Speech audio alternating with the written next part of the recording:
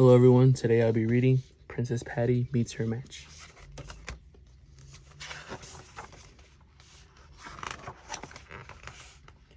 Princess Patty was waiting for her prince, but waiting is not easy.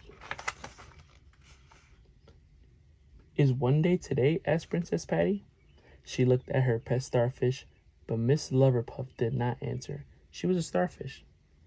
Oh, fiddlesticks, said the princess. I'm tired of waiting.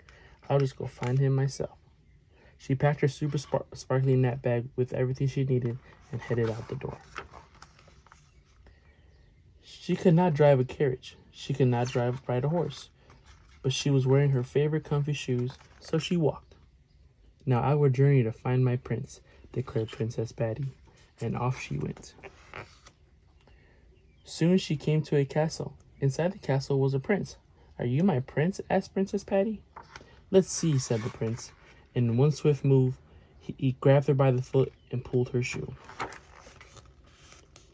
Your shoes have laces, sobbed the prince. And they're knotted. I haven't practiced laces.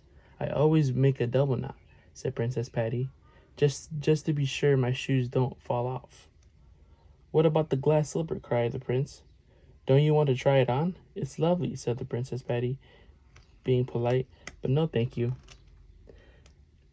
And then, because she was thoughtful, she showed the prince how to bend down on one knee and gently hold a foot.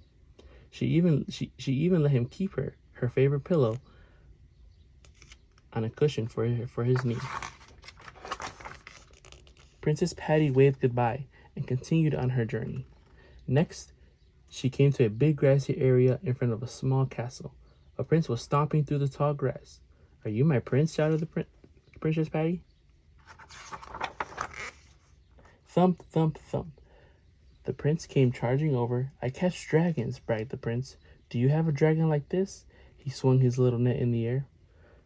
Said Princess Patty, pointing. Those aren't dragons. Those are dragonflies. Dragons are much bigger, much scarier. Plus, they breathe fire.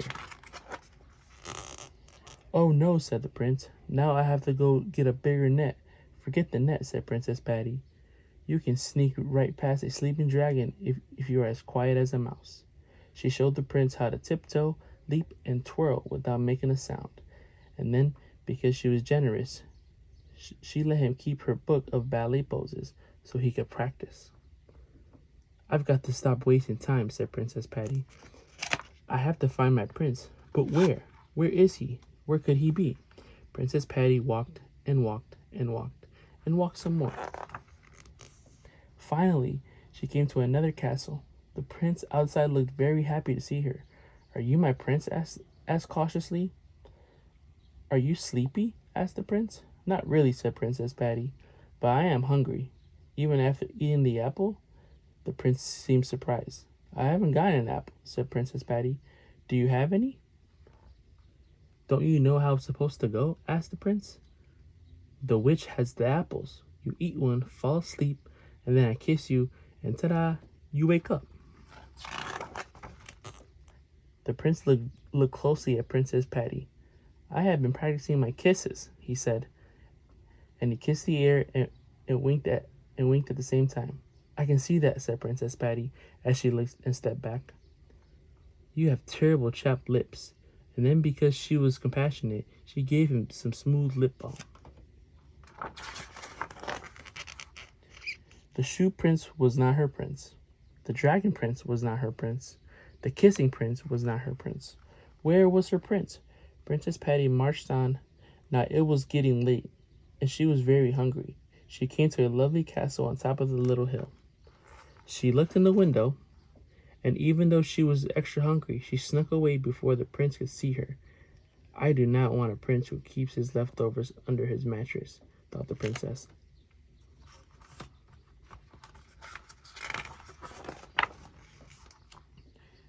Did she have a prince? One that was right just for her? If it said so on the royal painting, then it must be true, sighed Princess Patty. She stopped to give Miss Loverpuff a snack, but the starfish food was gone. Poor Miss Loverpuff. Now you'll be hungry too, said Princess Patty. Just then a kind peddler came by and offered the princess a ride on his cart. As they traveled, she saw a frog, and then another, and another. Could one of them be her prince? No, she hoped not. Some princesses like kissing frogs, but she was not one of those. They rode on and on. Princess Patty looked up. Way up, she saw a prince climbing a tall tower. Ouch, said Princess Patty, and she fluffed her short, stylish pigtails. Then suddenly the princess saw someone familiar. She thanked the peddler and jumped off the wagon. Fairy godmother, cried Princess Patty. Please help me. I can't find my prince. Oh dear, said the fairy godmother. Didn't I just put you in a ball gown and send you off the royal ball in a carriage made of pumpkin? No, that wasn't me, said Princess Patty. Well, this is embarrassing, said the fairy godmother. You princesses all look alike. I just don't know how to keep it straight. Well, I have too much to remember. I write things down, said Princess Patty. And then, because she was helpful, she showed the fairy godmother how to make a list. She even let her keep the pencil and notebook. Luckily, Princess Patty's castle was not far away, so she walked home. She wasn't so sure she wanted a prince after all. When she got home, she was all tired. There was a tired, ragged princess sitting by her door. I'm looking for my princess, he said. I have been looking all day, but so far I can't find her. If you are my princess, you would have to accept that. I do not have extra shoes.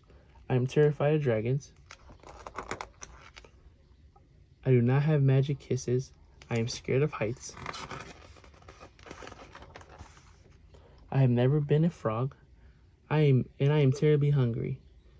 The only good luck I've had all day is finding this jar of magical star powder, but I think the magic is gone. So far, nothing has happened to me, and it tastes terrible. Perfect, said the princess. You might just be my prince. And she was right. They grew up and lived thoughtfully, generously, and compassionately, and hopefully ever after. Plus, the prince was a great cook. The end.